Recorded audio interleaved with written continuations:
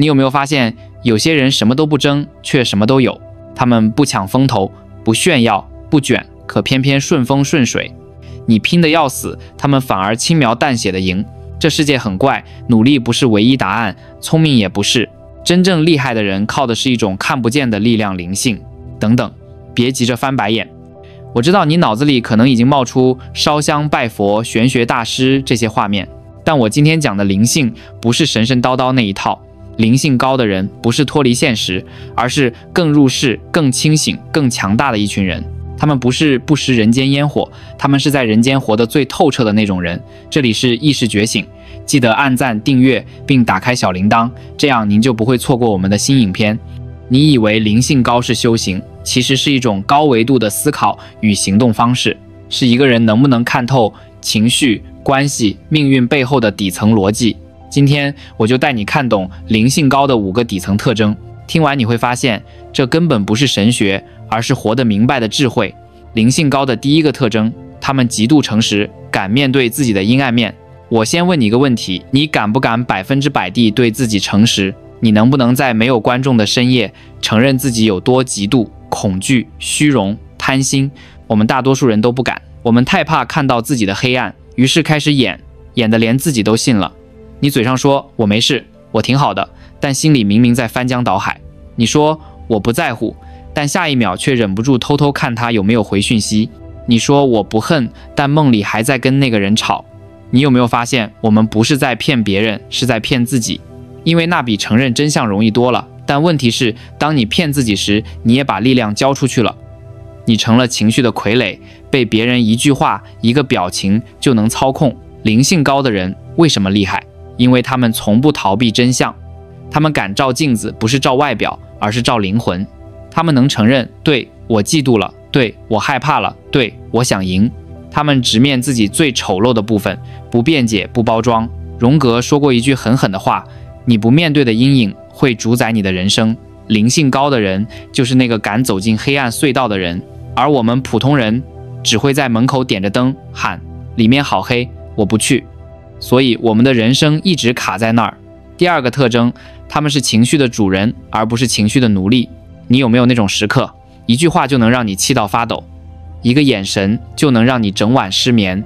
你说要冷静，可情绪一上头，全理智都没了。说完狠话后懊悔，说完气话又心虚。我们被情绪绑架到几乎失去自由。小时候没人教我们怎么处理情绪，只教我们要忍，要懂事，别哭。于是我们学会了压抑，但压抑不是消化，它只是埋雷。那些不敢哭的眼泪会变成焦虑，那些咽下去的怒火会变成身体的病。有的人干脆反着来发泄，摔门、吼人、丢手机，短暂爽了，但关系全毁了。灵性高的人做的是第三种，他们观察情绪。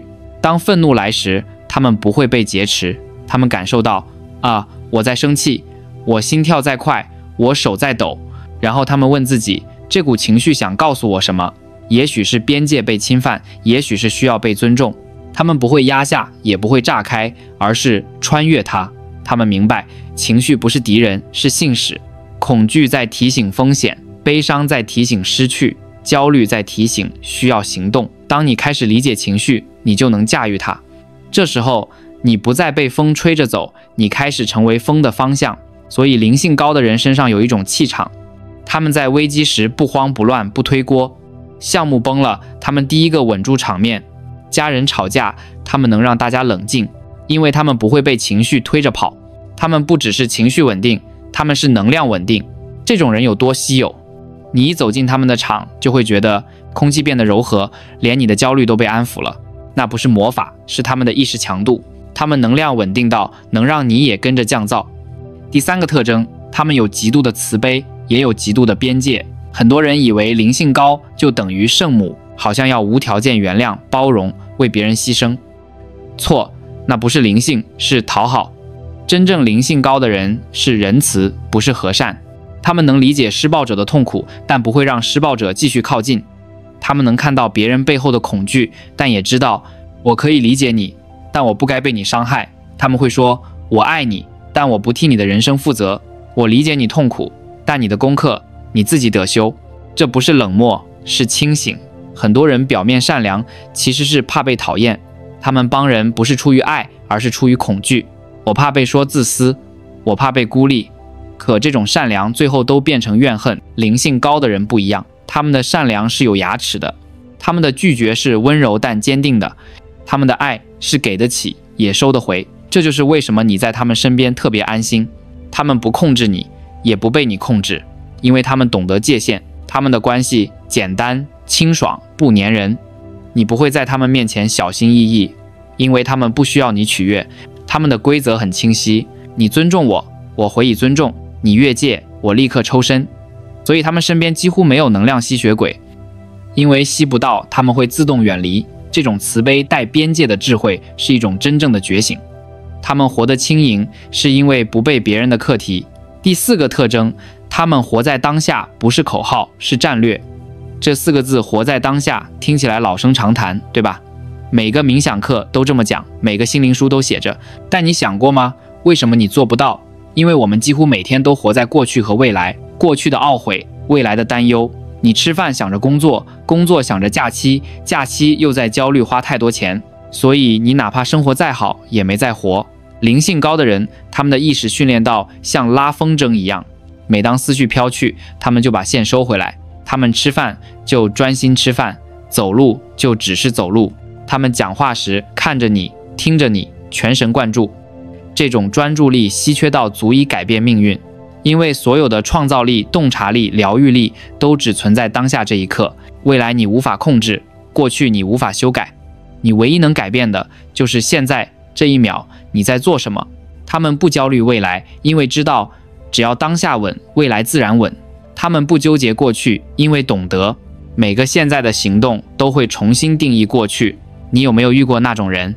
他讲话的时候让你感觉被看见，那就是灵性在场的力量。他们100%地在，不滑手机，不走神，光是跟他在一起，你的焦虑都降下来了。第5个特征，他们臣服于现实。这点最难，也最少人懂。很多人以为臣服就是认命摆烂，不是。真正的臣服是放下抗拒。你有没有发现，我们痛苦的来源几乎都来自现实不该这样，天气不该下雨，他不该那样对我，我不该失败。我们天天在跟事实打仗，结果呢？事实没变，你只是在消耗自己。灵性高的人不打那种必输的仗，他们接受现实。OK， 下雨了，那我拿伞。OK， 被解雇了，那我找新的机会。OK， 他离开了，那我该开始面对自己。他们不是不痛，而是不浪费痛。他们把能量从抱怨为什么转到我现在能做什么，这就是臣服的智慧。你抗拒风，风让你累；你顺着风，风推着你走。灵性高的人顺势而为，不逆天而行，所以他们的命总像开了外挂。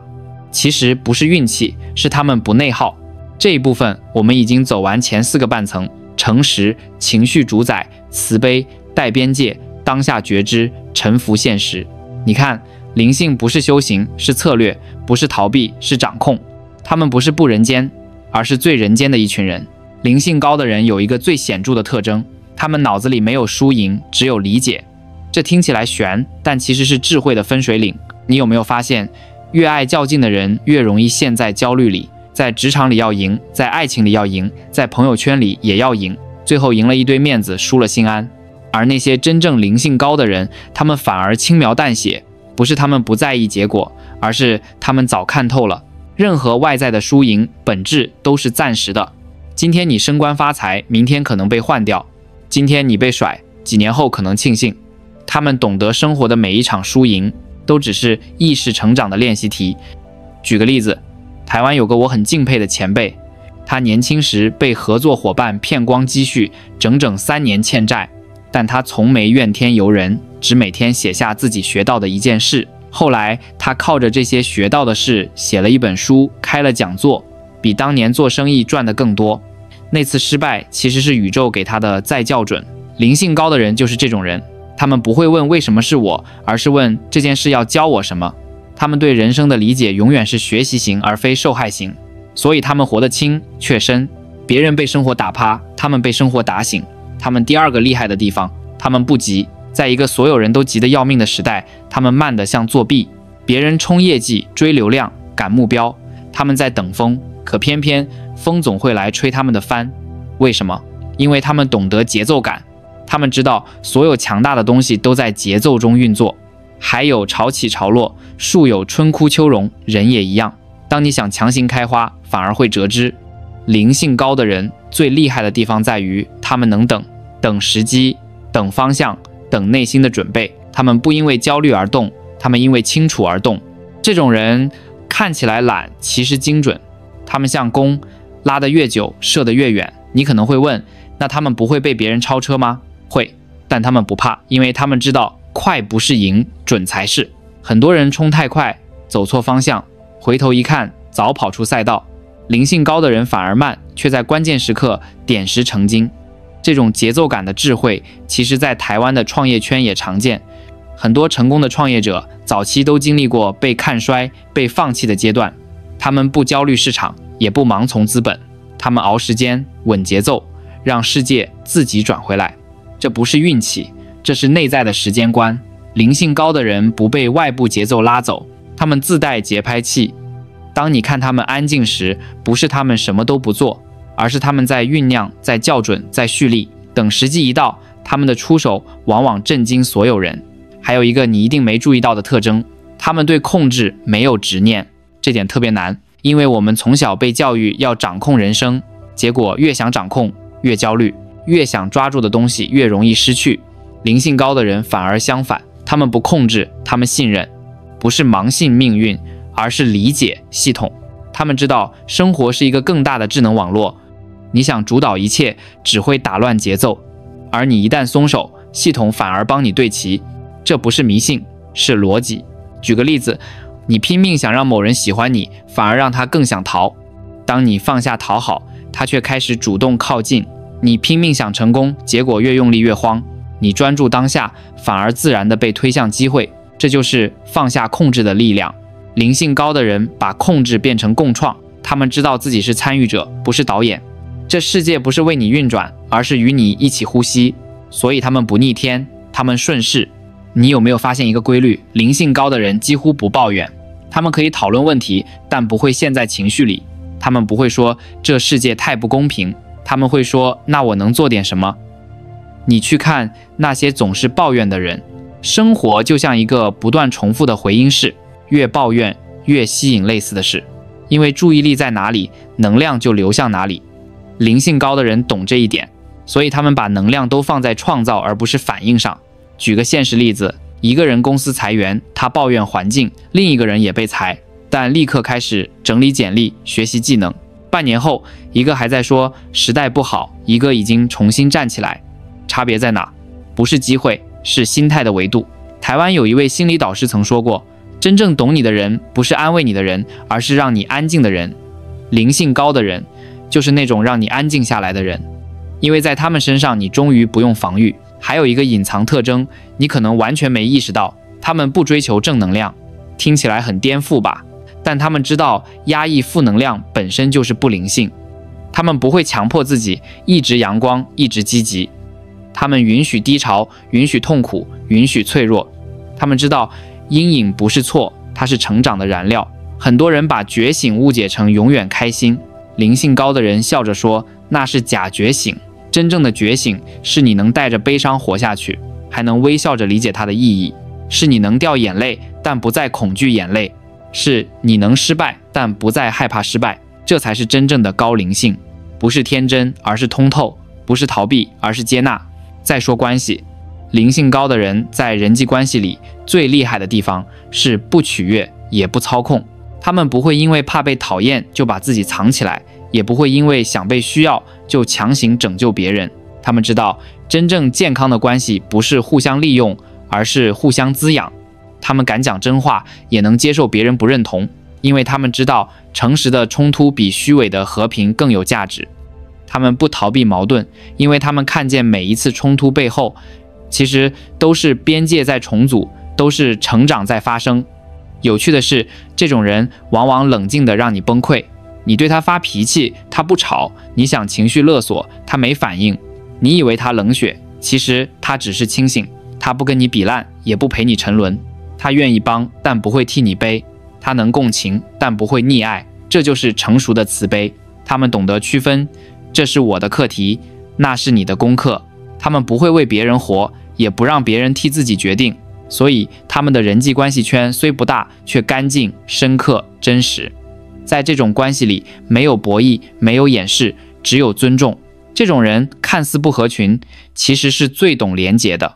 他们不是拒绝世界，而是拒绝虚假的世界。再说健康，灵性高的人不是因为练瑜伽或吃素，而是因为他们的内心稳。真正让人生病的不是食物，不是空气，是压抑的情绪。他们懂得倾听身体，焦虑上来了，不是忍，而是问我在害怕什么；头痛来了，不是吃药，而是想我压抑了什么。身体会说话，灵性高的人能听懂。他们知道健康不是养出来的，是觉出来的。当你不再和情绪对抗，身体自然开始修复。很多慢性病其实是长期不敢表达的副作用。他们不逃避情绪，而是欢迎它。悲伤来了就哭，愤怒来了就写下来，焦虑来了就深呼吸。他们让情绪流动，就像让空气流通，身体因此轻盈。你看，有些人年纪大了还容光焕发，有些人30出头就透着疲惫。差别不在基因，而在心。当一个人长期活在抗拒里，细胞都紧绷。灵性高的人学会放，学会松。松不是放纵，是信任，生命在带路。所以他们的身心会越来越顺，越来越亮。最后说，事业。灵性高的人不做赢在表面的事，他们做赢在结构的事。他们看待工作不是谋生，而是造能量。他们不问别人怎么看，他们问我能贡献什么。所以他们的职业路径常常不像直线，更像曲线。别人绕远，他们激势；别人求快，他们求准。到最后，他们反而成为被时代选中的那群人。他们的厉害不在能力，而在觉察。当公司氛围变糟，他们不是抱怨制度，而是调整心态，寻找突破。当计划失败，他们不纠结得失，而是复盘节奏，吸收经验。他们能从一件糟事里提炼出意义。他们不被环境牵着跑，他们让环境为他们服务。有趣的是，灵性高的人反而最务实。他们谈理想，但不沉迷愿景；他们讲使命，但也懂数字。他们知道灵性不是逃避现实，而是提升现实。所以他们做每一个决定既有逻辑，又有直觉。他们的直觉准，不是因为神秘，而是因为清静。当心静下来，信息噪音被过滤，真相就显现。你知道吗？灵性高的人不是看破红尘，他们是看懂红尘。他们在人间游戏里玩得比谁都好。他们赚钱，但不被钱困；他们爱人，但不被爱绑；他们努力，但不被结果折磨。他们可以全情投入，也能随时抽离。他们不逃避生活，而是用更高的意识活出一个更轻盈、更自在的自己。而如果你想开始这种觉醒，不用搬去深山，也不用闭关修行，只要每天给自己5分钟，静下来，什么也不做，不滑手机，不计划未来，闭上眼睛去观察脑中冒出的念头。我是不是又焦虑了？我是不是又在比较？我是不是又怕别人怎么看我？不用评判，只是看着它。就像你坐在车站，看着一辆辆念头的列车经过，有焦虑的，有愤怒的，有后悔的。你不需要上车，只需要看。看久了，你就会发现，你不是那些念头，你是那个看着的人。当你能分清这一点，你就拿回了意识的主控权。那一刻，你的灵性就开始觉醒。首先，事业会变顺。为什么？因为觉醒的人不再做对抗型的工作，他们不是硬拼命运，而是顺着能量走。当他们察觉到一个方向卡得很重，他们不会死磕，他们会停下来问自己，我是不是偏离了初心？他们的选择逻辑不是哪个最有利，而是哪个最有生命力。这种人，你会发现他们不太容易陷入职场焦虑，不是因为他们天生幸运，而是他们心里有地图。他们知道什么时候要发力，什么时候该放下。他们不会被外界的节奏催促，也不会盲目模仿。他们的工作不只是谋生，而是自我展开的场。当一个人不再为了证明而努力，而是为了表达而努力，他整个人的气场就变了，结果资源开始找他。因为宇宙的法则很简单，能量对齐就会吸引。你越清晰，越稳，越不焦虑，那些迷茫混乱内耗的事自然开始远离你。你不追机会，机会开始追你。接着人际关系会重组，觉醒之后的你会发现，有些朋友开始疏远。别慌，那不是你变了，而是频率不同了。你以前可能习惯去迎合、去哄、去解释，但当你越来越稳定，你会不自觉地吸引那些同样稳定、清醒、有界限的人。你们的交流不再是互相耗能，而是互相充电。以前你在关系里常常委屈自己，现在你会笑着说不。以前你怕冲突，现在你能在冲突中看到成长。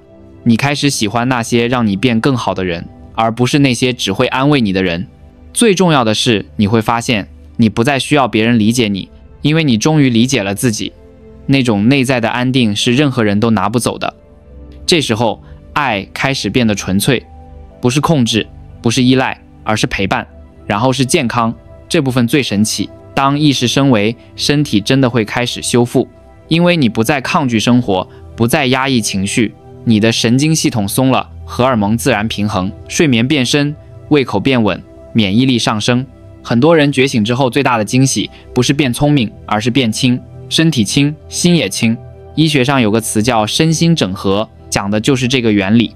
当你不再让心和身体打架，能量流动就恢复顺畅。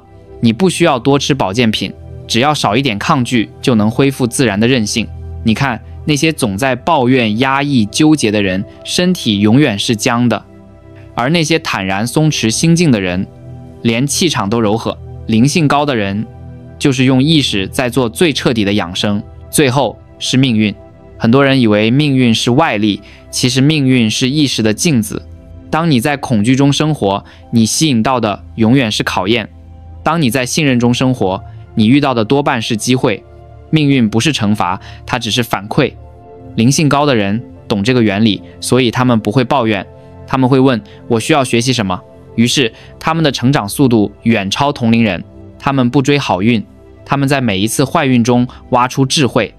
于是坏运失去了意义，生活不再是起伏，而是进化。你有没有注意到，那些看起来运气很好的人，其实都是稳的人？他们不焦虑未来，不执着过去，他们的念头干净，能量就干净，而干净的能量就是好运的起点。这不是神秘，是物理。意识的频率越高，吸引的现实就越轻盈。这就是为什么有些人一旦觉醒，工作突然顺了，人缘突然好了，钱也开始流动。其实不是命变好，是他们终于跟自己的命对齐了。我知道你现在可能会问，那我该怎么开始？答案很简单，不用闭关，不用去庙里，你只需要练一个动作，觉察。从今天起，每当你焦虑、嫉妒、愤怒、紧张，你别急着分析，也别急着控制，你只要在心里说一句我看到你了，然后深呼吸。你不评判，不抗拒，只是看着它。那个看着的你，就是你的灵性。当你能多看1秒，你就能多自由1分。当你能觉察，你就能选择。而当你能选择，你就不再是反应的动物，你成了人生的创作者。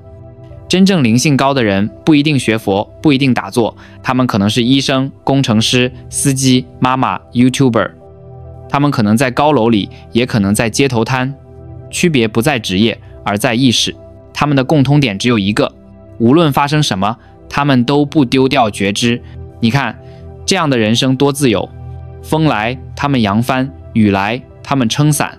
顺势而为，不抗、不逃、不怨。他们经历一样的世界，却活出了更高的维度。他们不是远离人间，而是活成了最清醒的人间。所以，如果你问我，灵性高的人到底有多厉害，我会说，他们厉害在能在混乱中保持清醒，能在痛苦中看到成长，能在风暴中依然温柔，能在人间活得像光。这就是觉醒的意义，不是让你成佛，而是让你成你自己。一个不再被情绪、欲望、恐惧控制的人，一个终于能安静地站在世界中央，用自己的节奏、自己的步伐，稳稳地光亮地活着的人。